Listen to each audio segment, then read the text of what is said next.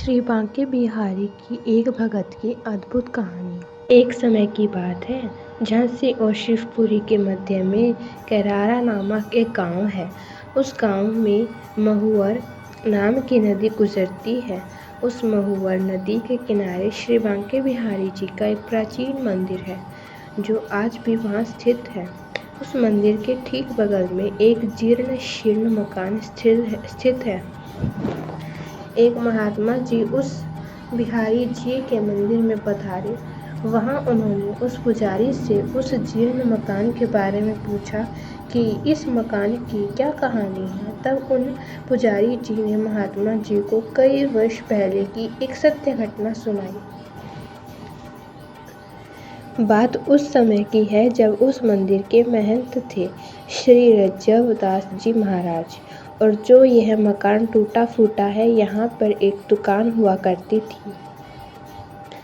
यहाँ पर एक कहोई वैश्य जाति की बूढ़ी महिला रहती थी। उसके परिवार में कोई नहीं था, वह अकेली ही यहाँ रहती थी। वैश्य जाति की होने के कारण उसकी आदत थी कुछ न कुछ व्यापार करने की, इसलिए वह कचौरी और पकौड़ियाँ बनाती थी और बेचती थी। लोग उससे कहते थे, माई तुम इतनी बूढ़ी हो और अकेली रहती हो, तुम्हारे पास इतना बड़ा मकान है, दुकान है, और तुम रोज व्यापार भी करती हो, क्या करोगे इतने धन का? यह सब छोड़कर भगवान का नाम लिया करो। लेकिन वह बुढ़िया नहीं मानती और इसी प्रकार रोज कचौरी पकौड़े बना बना कर बेचती थी। एक दिन उसे रात्रि में सपना आया। उसने सपने में देखा कि वह मर चुकी है और लोग उसकी संपत्ति लूट लूट कर ले जा रहे हैं। सवेरे जागने पर उसे लगा कि कहीं सच में ऐसा ही ना हो जाए, क्योंकि मेरा तो कोई है ही नहीं, मेरे बाद तो यह सब संपत्ति लोग ही लूट कर ले जाएंगे।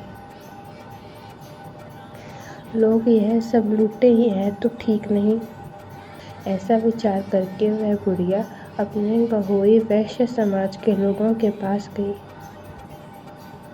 उन सब से सलाह करके उसने अपनी सारी संपत्ति बिहारी जी के मंदिर के नाम कर दी। इसके बाद वह बुढ़िया अपनी दुकानदारी छोड़कर बिहारी जी के मंदिर में ही निवास करने लगी, और मंदिर से ही उसे दोनों समय का भोजन भी मिल जाया करता था। अब उस बुढ़िया ने अपना सारा जीवन भगवान श्री कृष्ण को समर्पित कर दिया। वह सारा दिन मंदिर में बैठकर भगवान श्री कृष्ण की भक्ति किया करती थी। जो हाथ बेसन में सने रहते थे, उन हाथों से वह माला फेरती। जो आंखें ग्राहकों की प्रतीक्षा करती थी, वे आंखें अब भगवान को निहारती थी। उसकी पूरी जिंदगी बदल चुकी थी।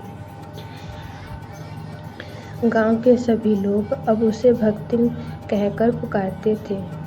उस मंदिर के महंत श्री रज्जव दास जी महाराज थे, जो एक मितव्ययी व्यक्ति थे।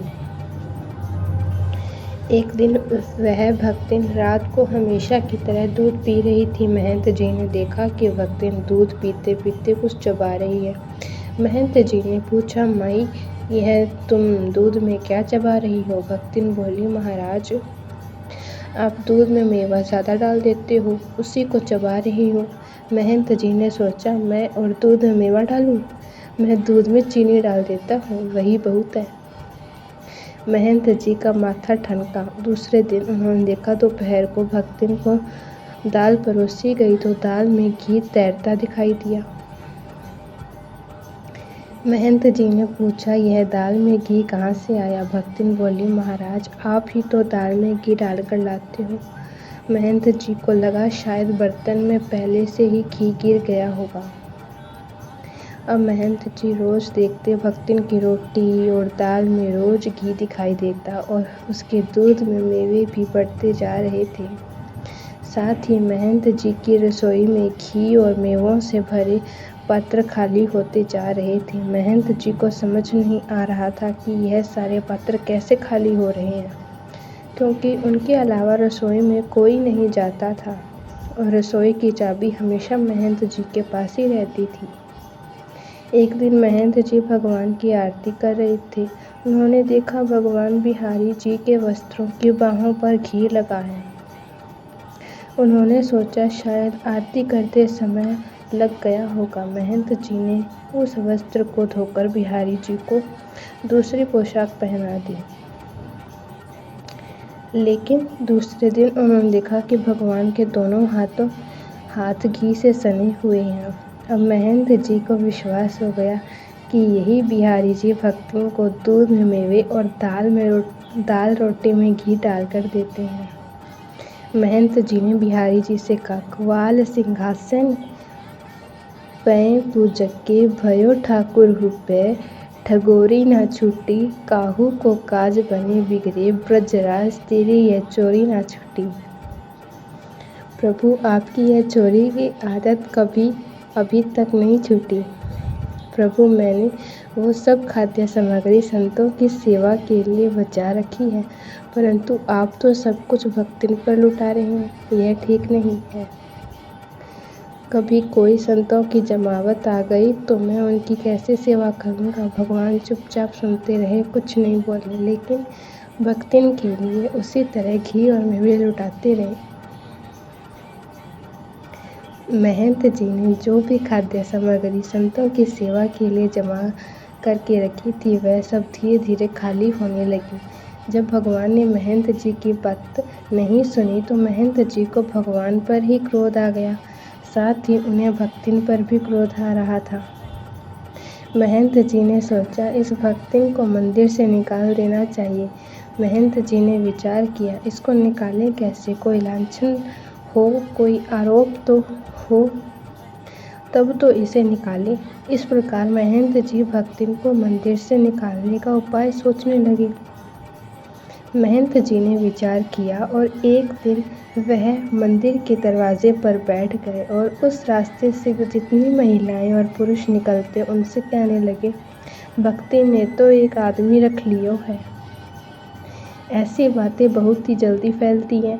गांव में यह बात फैल गई कि भक्तिन ने एक आदमी रख लिया है। ऐसी बातें सुनकर गांव के लोग तरह तरह की बातें बनाने लगे। पूरे गांव में चर्चा हो गई। जब भक्तिन को इस बारे में पता चला तो उसे बहुत बुरा लगा। गांव के लोग उसे तरह तरह की बातें सुनाने लगे। अपने ऊपर यह झूठा कलंक लगने से भक्तिन बहुत दुखी थी। उस दिन भक्तिन मंदिर नहीं गई, वह सीधे अपने गहोई वैश्य समाज के लोगों के पास गई और उनसे कहा, मंदिर के महंत जी ने मुझ पर झूठा इल्जाम लगा दिया है। मैंने जो अपनी संपत्ति बिहारी जी के नाम कर दी है, मुझे वह वापस नहीं चाहिए, परंतु मुझे इस झूठे कलंक से मुक्ति दिलाइए। मैं भीख मांगकर अपना गुजारा कर लूँगी, परंतु अब मैं वहाँ उस मंदिर में नहीं रहूँगी। भक्तिन की यह बात सुनकर गहोई वैश्य समाज के सभी लोग भक्तिन के साथ हो गए और मंदिर की तरफ चल पड़े। मंदिर में महंत जी ने दूर से ही देखा कि लोगों की बड़ी भारी भीड़ मंदिर की ओर चली आ रही है। महंत जी ने सोचा, आज तो कोई उत्सव भी नहीं है, फिर यह सभी लोग इधर क्यों आ रहे हैं? जब उन्होंने ध्यान से देखा, इस भीड़ में वह भक्तिन भी आ रही थी, तो महंत जी समझ गए कि यही भक्तिन इन सबको अपने साथ लेकर आ रही है। इसलिए वह उत्तर देने के लिए तैयारी करने लगे। जैसे ही सभी लोग मंदिर पहुंचे, किसी के कुछ भी कहने से पहले महंत जी बोले, भोजन में नित घृत स्व कर सो लेत, भर भर देत यह भक्तिन की थारी जूं, मंदिर में मेवा के सारे पात्र रीते पड़े, कैसे रहेगी बात रीते पर हमारी जूं। लोग समझे नहीं। महंत जी बोले, मंदिर के सारे घी और मेवा के पात्र धीरे धीरे खाली होते जा रहे हैं। यदि कोई साधुओं की जमात आ गई तो हम उस समय पर उन्हें क्या खिलाएंगे? सभी लोग बोले, अगर ऐसा है तो यह कहिए कि भक्तिन चोरी करती है, लेकिन आपने तो इस पर दूसरा कलंक लगा दिया। महंत जी बोले, यह चोर नहीं है, यह सच्ची और ईमानदार है। लोग बोले, तो फिर आपने इस पर यह कलंक क्यों लगाया? महंत जी बोले, या के भक्ति भाव पर हम हूँ बलिहारी जूं, कैसे या प्रतीत कराए हम। पतिया भक्ति ने बनाए हैं बिहारी जी। इसकी भक्ति ने बिहारी जी को अपने वश में कर लिया है। वही इसको मंदिर की रसोई से चुरा चुरा कर मेवे और घी खिलाते हैं।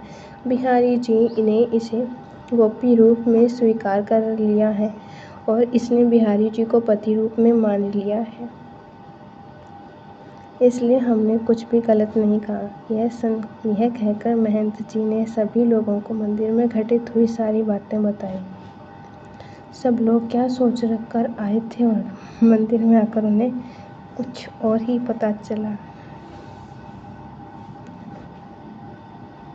यह बातें सुनकर सब लोगों की आंखों में आंसू आ गए।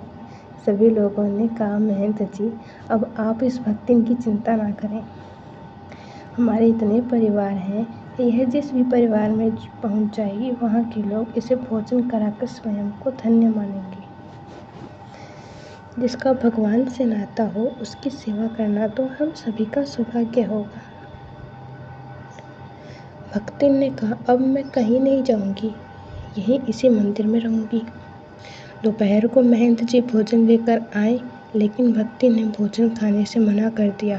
कहा, मुझे भूख नहीं है। महंत जी बोले, हाँ, अब तुम हमारे यहाँ भोजन क्यों करोगी? कल से तो तुम्हारे बड़े बड़े सेठों के यहाँ निमंत्रण है। यह कहकर महंत जी चले गए। रात को महंत जी दूध लेकर आए। भक्ति ने नहीं पिया। वह सारी रात श्री बिहारी जी के सामने बैठी रही। महंत जी को भी नींद नहीं आ रही थी। वे भी भक्तिन को अपने कमरे में से बैठे बैठे देख रहे थे। सुबह के 3 बजे जब सब लोग सो रहे थे, भक्ति ने भगवान की देहरी पर सिर रखकर आंसू बहाए और उनसे कहा, नाथ को नाम कियो बदनाम, वैरागी सुनना विवाद बढ़ाऊं, और आपके हाथ से पायो प्रसाद, कहाँ अब किसी और के हाथ से पाऊं। अर्थात आपका नाम बदनाम किया, इसलिए मैं और अधिक बात बढ़ाना नहीं चाहती, और जब आपके हाथ से प्रसाद पाया तो अब क्या किसी दूसरे के हाथ से प्रसाद पाऊं। ऐसा कहकर जैसे ही भक्ति ने अपना सिर मंदिर की देहरी पर रखा, अचानक एक बहुत तेज प्रकाश हुआ और गड़गड़ाहट के साथ मंदिर के सभी दरवाजे खुल गए और मंदिर की सभी घंटियां अपने आप बज उठी। महंत जी और सभी लोग जाकर अपने अपने कमरों से बाहर आए। सभी ने देखा कि भक्तिन के शरीर से एक प्रकाश पुंज निकला और बिहारी जी के श्री विग्रह में जाकर समा गया। भक्तिन के प्राण श्री बिहारी जी में विलीन हो चुके थे। पूरे कैरारा गांव में इस बात का हल्ला मच गया। अगले दिन कैरारा गांव में ही महुअर नदी के किनारे भक्तिन का अंतिम संस्कार किया गया और वहीं पर उसकी समाधि भी बनाई गई। महंत रज्जब दास जी जब तक उस मंदिर में रहे, उनका नियम था भगवान की आरती करने के बाद वह छत पर चले जाते और छत से उस समाधि की भी आरती उतारते। आज भी वह कैरारा गांव है, वहाँ आज भी बिहारी जी का वह प्राचीन मंदिर है। मंदिर के बगल में वह खंडहर मकान है और आज भी उस भक्तिन की समाधि वहाँ उस महुअर नदी के किनारे स्थित है।